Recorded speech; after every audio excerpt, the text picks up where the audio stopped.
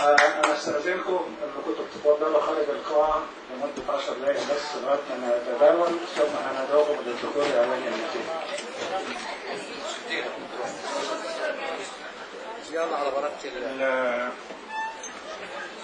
يلا الدكتور محمد اقف.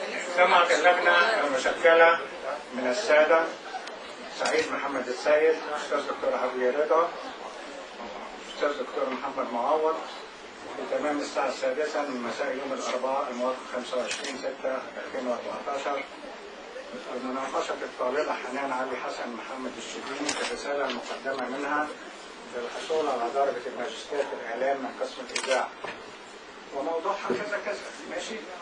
بعد ما لازم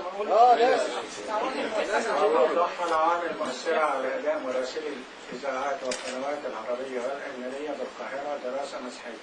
مفيش حاجة اسمها دراسة مسحية. والله ذنبها ايه؟ بعد مناقشة الطالب مناقشة علنية تقترح اللجنة منحها درجة الماجستير في الإعلام من قسم الإذاعة بتقدير جيد جدا.